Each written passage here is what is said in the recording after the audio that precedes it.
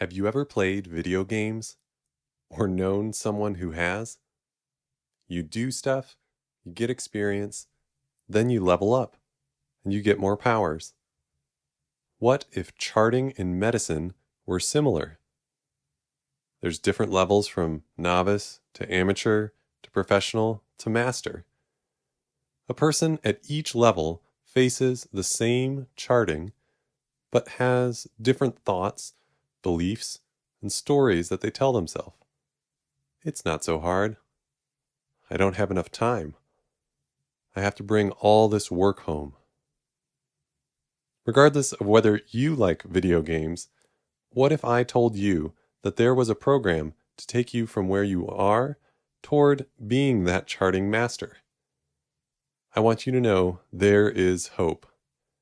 Charting Mastery is my 6-week coaching program to help you master charting.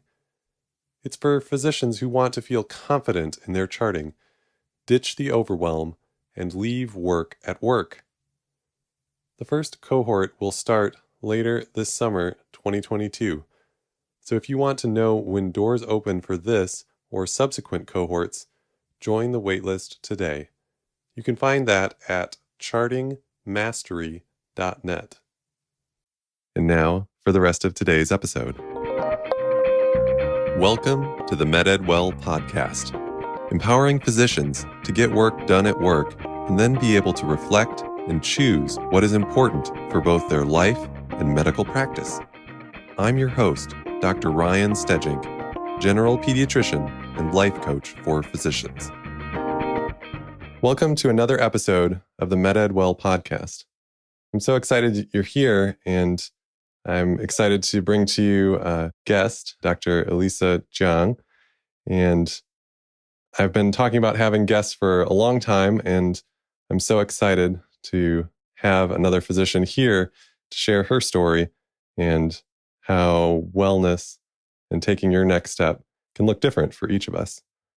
So Dr. Chiang is an ophthalmologist, an oculoplastic surgeon, and life coach.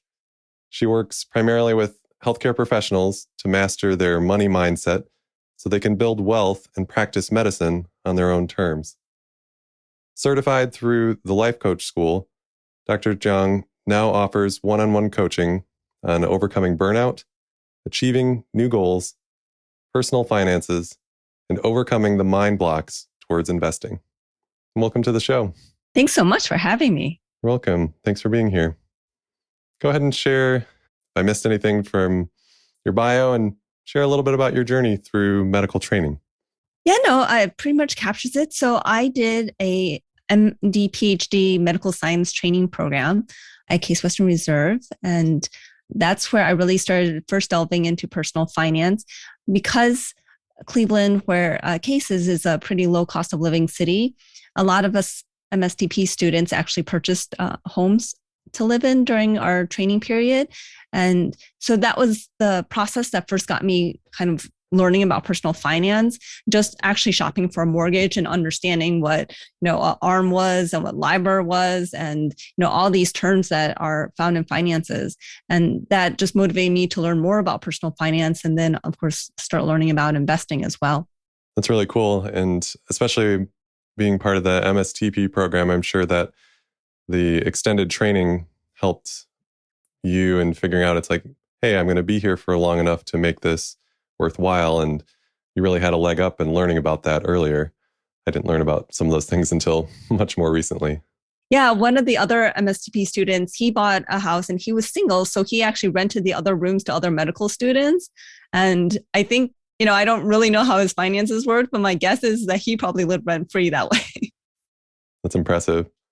So as you progressed medical school through residency, how did wellness, your interest in personal finance and real estate, how did those all kind of play together in your career? Yeah, so in retrospect, when I was in grad school was actually the first time I experienced burnout. And it was really that my PI, the principal investigator, he had micromanaging tendencies, to say the least. And that was something I really resisted. And so I actually started getting involved in real estate investing after reading Rich Dad, Poor Dad as a grad student. I finished my PhD kind of off cycle. So, typically you start your third year of medical school in July, and I finished my PhD around October, November. So if I were to go back to third year at that point, I could have, but I would have lost like a lot of elective time. And so I actually opted to just take a leave of absence. And during that time, really got involved in real estate investing and ended up flipping 2 houses, as well as kind of doing some other partnerships and deals, kind of working as a property manager, and, really learned a lot about investing that way as well. That's impressive. And just using that time, which I'm sure it's probably hard to figure out exactly when you're going to be able to defend your PhD and complete that part of your training, but then to be able to say, hey, this is a unique opportunity based on the skills and experiences you already had, especially because burnout and just the exhaustion and lack of control, I think it could be, seems like it was for you an opportunity to really explore those other interests. Yeah, no, I think it was a great opportunity to explore. And, I got married fairly young, and my husband, he's a high school teacher, so he does make reasonable money, but, nothing near what a physician makes. But at that time, it really allowed me to be able to take that time off because I didn't have to worry about income. It was funny because I did kind of look at, some part-time jobs and trying to figure out like what I could do. And here I was having a PhD and not really all that employable. So yeah, unique challenges, but it sounds like your life circumstances and just figuring out what you wanted for that next step forward. Sounds like it was a good fit in the end. Yeah, it was. And since we were really used to just living off my husband's income and still saving, and my parents actually, instructed me to contribute to a Roth IRA the year I graduated from college. So I spent a year kind of working, doing research while I was applying for med school. And so I contributed to the Roth IRA that year and was actually able to contribute to, both my husband and I contribute to our Roth IRAs throughout my MD PhD years. And that also really helped build wealth because, with compound interest, being able to put money away at a younger age really allows that compound interest to work over time. That's impressive. And my own journey, some of these things are incremental knowledge gains, but having both the knowledge and then taking action on that and having the cash flow to do so, yeah, you're really able to take advantage. Yeah. And during residency, I really spent a lot of time trying to convince my co-residents to put whatever money they could into the Roth IRA because, that was the time where they're actually going to be in a low tax bracket.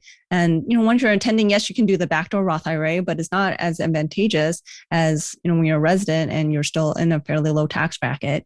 It feels like as a resident, we're not paid well. And certainly we're not paid well for the amount of work we do and for our education level. But when you think about it, the average American family of 4 is, their income's actually around $55,000 at the time I was in residency, which is, fairly close to what I was paid for as a resident. Now, I did my residency in Chicago, which is a very high cost of living city. So certainly money doesn't go a long ways there. But, there were definitely families in Chicago where probably the whole family did make $55,000 and they found ways to make ends meet. Yeah, I did my medical school in Chicago area. So yeah, it's unique challenges there, but definitely some opportunities. What do you see for young attendings coming out of residency as some of the gaps in terms of knowledge, in terms of financial wellness? Yeah, I think part of it is that we spend so long in delayed gratification and we work really hard during our training. And so once we come in attendings, we feel like we deserve to spend that money that, we've earned. And I'm not saying that we don't, but usually the difference between what you're making as a resident or a fellow to what you're making attending is like a very significant difference. And so you can, start spending a little bit more and enjoying, life a little bit more without necessarily growing into your entire attending income. Because like one of the things about us having such a long training period is that we don't have as much time where we're investing and putting money into retirement and saving for things like, our children's colleges, which, colleges just become atrociously expensive, such that we do need to, be mindful about our physician income. And, physician income also varies like significantly.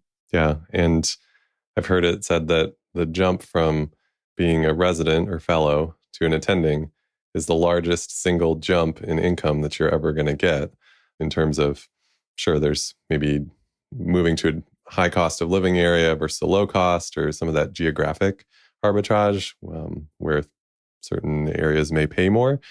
But yeah, figuring out how to intentionally step into that attending salary, sure, you can grow that some, but maintaining some of that margin is really important. For me, I burned out outpatient pediatrics 8 months out and cut to eventually 0.85. And it's been a lot more sustainable for me personally, but having the financial margin to do so, that I hadn't already purchased my forever home. Not that that's really a thing, I think, but it just gave options. So I think what you're saying is really helpful. Yeah, and one thing is that at least in ophthalmology, the chances of you staying in your first job is only like 50%. So I think the retention rate is that you leave your first job within 3 years. Over 50% of ophthalmologists leave their first job within 3 years. And if you think of it that way, you really don't want to be buying a house right when you move to your first job, because you really don't know if you're going to actually stay there for the long run. And we really don't have experience in what we really want out of a job. We're so just used to being told what to do in residency and fellowship and just doing it. And I think, we could learn a lot more about contract negotiation and understanding, just what we want. Is the scribe important to you? How much pay time off is important to you? Do you really want to be working 5 days a week in clinic and surgery, or, would you be much better off working 4 days a week? And I think these are all things that we really don't learn until we're actually doing the job. And yeah, I think it's all this kind of ties into the fact that most people don't end up staying in that first job. I didn't know that more than 50%. I knew there was a lot of turnover the first couple of years out for physicians across the board, but yeah, that's really sobering to think about. Yeah, as you go into ophthalmology, that there's a better than half 50-50 chance that I'm going to change jobs. So yeah, that makes sense why you'd think about that. And I think it's really hard in training sometimes if you're at a big academic center that you work with a lot of people who are at that big academic center, and you don't necessarily get that perspective of, hey, what does private practice look like in this specialty? Is that really a thing, or more and more of them getting bought up, or who's done locums? I never ran into somebody who was doing locums in my pediatrics residency. So yeah, just those perspectives and what to look for. You don't know what you don't know. Yeah, that's so true. And the thing is about buying a house is that it's really easy to get yourself into a house. It's much harder to actually sell, right? You've got physician loans where you have like low or no money down to get in. You don't have to pay your realtor at all. You may have some closing costs to pay, but there's not a lot that you have to put in to get into the house. But if you end up selling in, less than 3 years and you didn't have like crazy appreciation, which, recently may be happening, but you can't count on that. Then when you sell the house, you have to pay the realtor fee for your realtor as well as the buyer's fees. You have the closing cost. And if you had like little or no equity because you didn't really put down a down payment, you very likely have to bring money to the closing table, which you may not have. Yeah, no, that's helpful perspective. We're actually closing next month on our first home. And yeah, some of these costs and different things that are part of the process have been kind of eye-opening. We actually talked to my brother-in-law, and they said the biggest thing for them was underestimating the amount of space they would need as they've had children. And so just the needs and things you're wanting in a home in different seasons may change. And so, yeah, the less than 3 years, and it may make sense in many situations to rent, but it's being educated and running some of those numbers. And the other thing is that if you actually find yourself in a position where you really just, decide that you can't stay at your current job, or you may even be let go. With the COVID pandemic, we found that physician jobs are not as secure as we once thought they were, but it can take quite some time in order to get a new job. If you've got a non-compete, you may have to leave the area, or you may be facing quite a commute. And if you're going to a different state, then you have got to get a new license and then the credentialing involved. So it's not easy to just, hop over to a new job if something happens to your current position. Yeah, and I think that's really helpful. Just the things I didn't know about credentialing, how long that really takes in residency. You start here, this is your start date, July 1st or a week before, and it all happens. There was probably some behind the scenes making sure the licensing board got all your stuff together. But yeah, whether it's burnout or the risk of it not being a good fit, or the pandemic and people being furloughed or let go. Yeah, it's definitely things to consider as you look at finances. So for you, how did real estate, finance, wellness, tell me about how that all came together for you when you found coaching? Yeah, so coaching was really what got me out of burnout.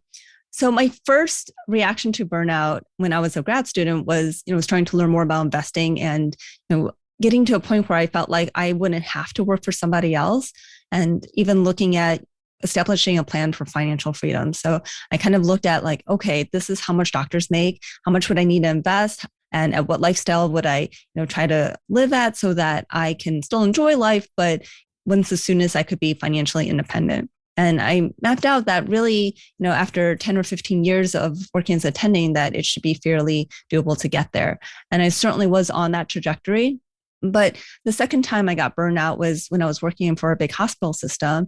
And it wasn't even the hours worked. It was really just the lack of autonomy, the lack of voice, the, kind of being told what to do that was unreasonable.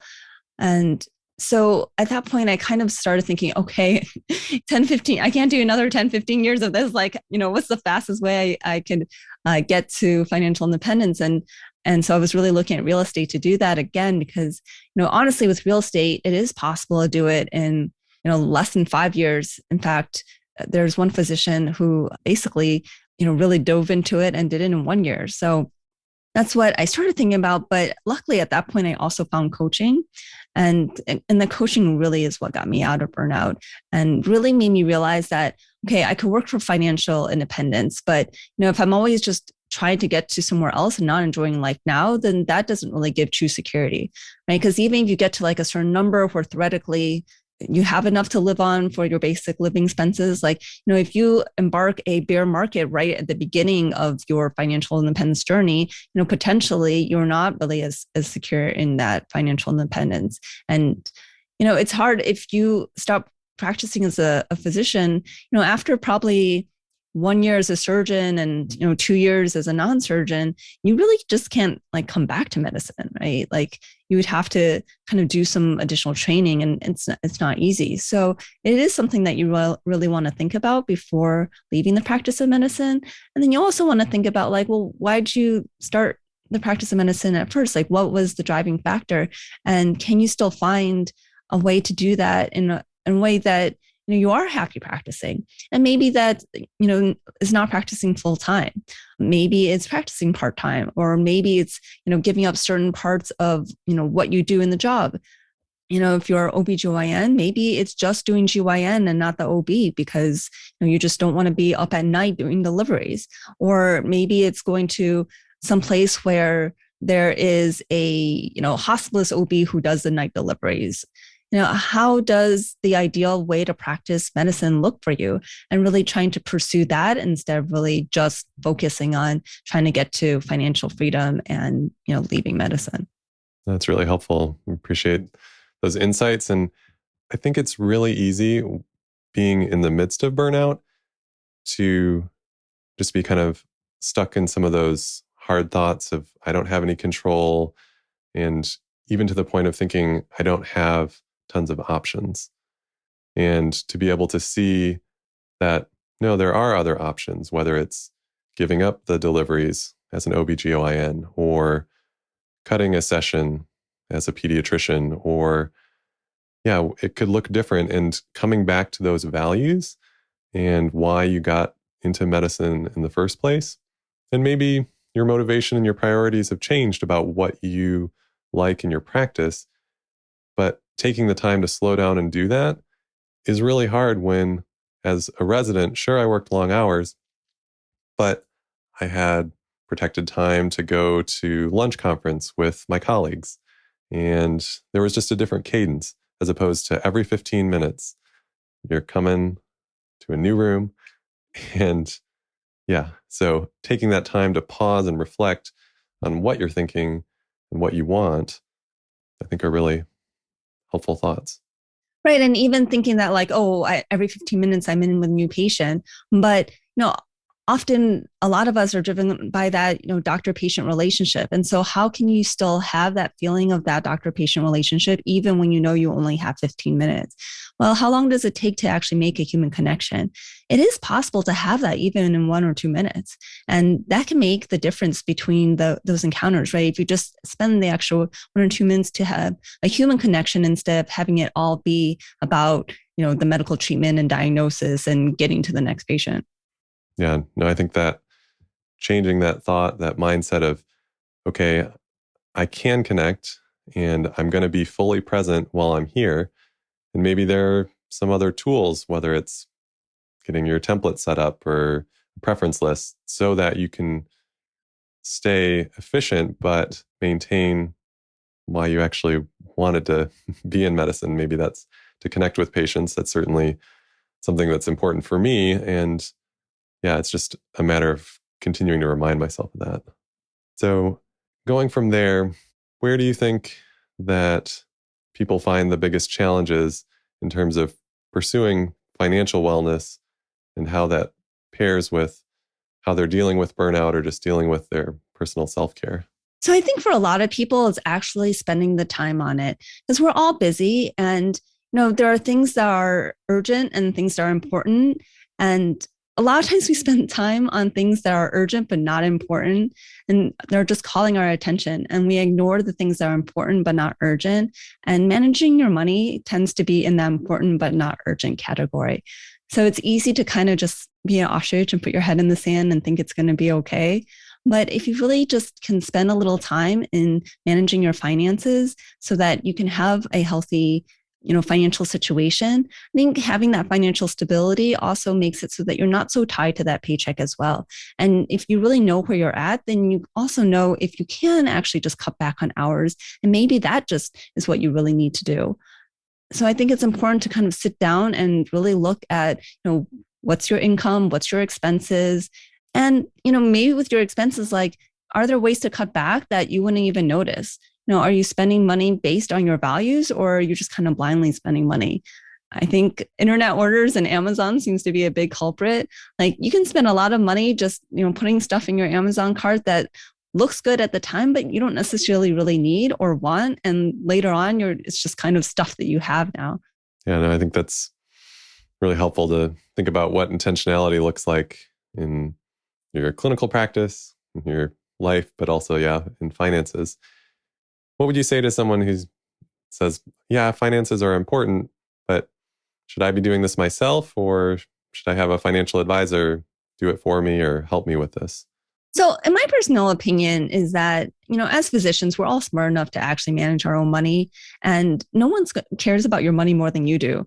So, not to say that there aren't good financial advisors out there. And if you really do want a financial plan, what I would recommend is finding someone who's truly fiduciary, someone who's just going to charge you a flat fee to give you a financial plan, and they're not going to sell you a bunch of financial products. But unfortunately, that's really less than 10% of financial advisors in the United States. Most financial advisors are really insurance salesmen, to be honest. So, and some of these insurances you should definitely have own occupation disability insurance. And, depending on your situation, you should probably have some term life insurance. If, someone depends on your income, if your spouse depends on your income, or you have, young children. But often you'll start getting sold different financial products like permanent life insurance or universal life insurance. And these are just things that really have a high commission. There are a few circumstances where they may be beneficial, but for most of us, it's really not something that we need. And it gets sold to us because the financial advisor gets the largest commission from it, and they kind of talk you into it by, they may say something about like how you can save, taxes off of doing it this way, or they make it sound complicated. They make all finances sound complicated, so it sounds like you need them. Where in actuality, all the math that you need is really fairly basic math. There are some financial calculators in order to do calculations like compound interest over time and how much your investments will be worth with the compound interest. But you don't need to do that math. You're just going to use like a specialized calculator or a equation through Excel to make those kind of calculations. And you can find those, on the web everywhere. I also have like a financial independence workbook that you can download off my website, and includes an Excel sheet that has everything that you can put the numbers in and get the results out that way. But you don't really need anything complicated in terms of investing. Like index funds are going to do better than anyone picking funds. Like even when you look at the greats like Warren Buffett and Peter Lynch, they did really well when they had smaller amounts of money to invest. But as they got more and more money because they were doing well, the best they could actually do was just match the total stock market. And so Warren Buffett is very famous for saying like, yeah, just invest in a total US stock market index fund.